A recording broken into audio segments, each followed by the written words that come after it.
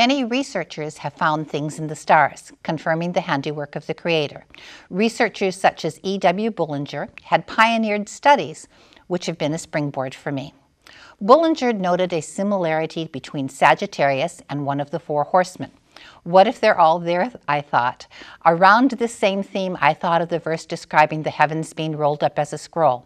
I had a planisphere or star map in my hands, and I rolled it up like a scroll. When I opened it up, I found something remarkable. The quest had begun. 3 days later, I was satisfied to have located all four horsemen in the stars, and with growing anticipation, begin to understand that all the symbols described in the book of Revelation were in the stars. As the drama of God's redemptive plan unfolds, we postulate the following. The scroll is the starting point. It is the picture of the stars themselves. The characters in the scroll are star pictures, first identified by their names. The translation of their names helps to tell us what they stand for and the part that they are playing.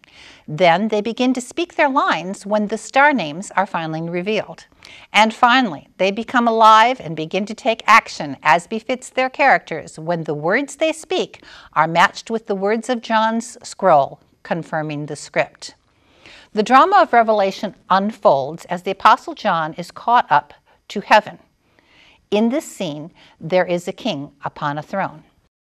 And before the throne there was a sea of glass like unto crystal, and in the midst of the throne, and round about the throne, were beasts full of eyes before and behind. Before the throne of power is a transparent sea of glass. The first beast is as a lion, the second is as a calf. The third beast is the face of a man, and the fourth beast is that of a flying eagle. I saw on the right hand of him that sat on the throne, written within and on the backside, sealed with 7 seals. I saw a strong angel proclaiming with a loud voice, "Who is worthy to open the book and loose the seals thereof?" It is possible to roll a star map of the heavens in such a way that upon completion it is a scroll, with Aries the Lamb seal on the outside touching the hand of Cephas the king. Refer to the word in the book, a scroll is an ancient book. Hence, the book in the hand of Cephas is the heavens themselves. A seal is a signet used by mystics to block the understanding of all those who have not been initiated to the understanding. I saw the Lamb opened one of the seals, and I heard as it were a noise of thunder, one of the 4 beasts saying, "Come and see." The first beast is Leo, the celestial lion. Leo is the sign for the tribe of Judah. The strongest definition of the name of Judah includes the following: to use the hand to throw an arrow at or away. This describes what the beast is describing. He is introducing us to Sagittarius. And I saw, behold, a white horse, and he that sat upon him had a bow, and a crown was given him, and he went forth conquering and to conquer. This describes Sagittarius. Sagittarius has a picture of a horse and rider that has a bow. His Syrian name and his Hebrew name is Keseth, meaning archer. The Arabic name for Sagittarius is the arrow. The Coptic name is Pymir, meaning coming forth. The characters under his hind feet read Kanem, meaning he conquers. The ancients called Sagittarius the milk dipper because of the close association to the Milky Way.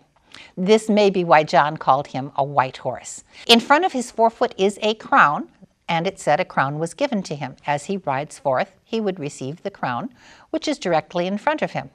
And that's how it works. And when he opened the second seal, I heard him say, "Come and see." The second beast is Taurus, the celestial ox. And then it says, "And there went out another horse that was red, and power was given to him that sat on to take a piece from the earth, and they should kill one another, and there was given to him a great sword." Now the second horse is a little tricky, because when you look to the heavens, there's only 3 horses. So you have to actually analyze the words here. When it said another horse, it actually translates to the Greek word allos, and that means one other than a horse. Since Perseus is the only rider in the heavens who is carrying a sword, and he's riding the ox must here fit. Also, it said of this that he would be able to take peace from the earth, that they should kill one another, and the ox was considered to be the peace offering. So this fits as well. The second horse was considered to be red, and Taurus is considered to be red because he has a star in his eye called Red Albemarle, which is the star from which he is located, and also the star that helps us to see him as red. It's a bright reddish orange kind of star. And then it says, when I opened the third seal, I heard the third beast say, come and see. The third beast is Aquarius. The constellation was a symbol of the tribe of Reuben, who was depicted as a waterman in the prophecy given by Jacob, unstable as water is Reuben. But it's also a picture of a man who pours out himself for us. And then he said, and I beheld, lo, a black horse, and he that sat upon him had a pair of balances in his hand. The star correlation of this phrase is called the Centaurus. He is described here as a black horse, perhaps because his stars are dark. The ancients called him the dark horse. The Centaurus is the image of a man and a horse merged. The rider is a man lifting himself above his bestial nature. Refer to the phrase in his hand.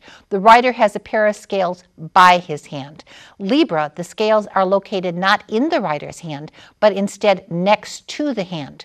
The strong definition of the word of can also translate to the words to or by. The Southern Cross is located underneath Centaurus, depicting the way that Christ would die. He was pierced in his hands and feet, being wounded on a cross. Revelation 6:6. And I heard a voice in the midst of the four beasts saying, a measure of wheat for a penny, and 3 measures of barley for a penny, and see that thou not hurt the oil and wine. Virgo is, according to the ancient record, the bread woman. Often she's depicted as, in the harvest, holding the corn, wheat or barley.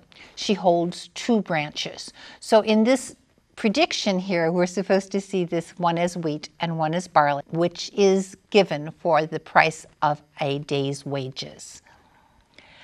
Oil was used for anointing oil. It's a symbol of the anointed one. The ancient Bacchus mystery here explained this part of the heavens.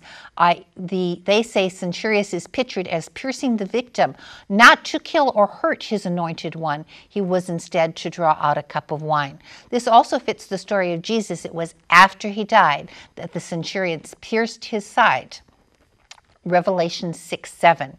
And when he opened the 4th seal, I heard a voice of the 4th beast say, come and see. The beast is Aquila, the eagle. He tells us to come and see. We are to come and see his stars. Altair means the wounding. Al-Okal means wounded in the heel. Tereret means wounded and torn. Al-Kar means the piercing. Al-Shain means the bright scarlet colored. The stars seem to speak of a Messiah who would die upon a cross. 6:8. And I looked, and behold, a pale horse, and his name that sat on him was Death, and hell followed after him. And power was given unto them over a 4th part of the earth, to kill with sword, with hunger, and with death, and the beasts of the earth. The star correlation to this passage is the winged horse called Pegasus. The rider is Aquarius, the water bearer. The ancients taught that Aquarius represented death, and the portion of heavens that followed after him also represented hell.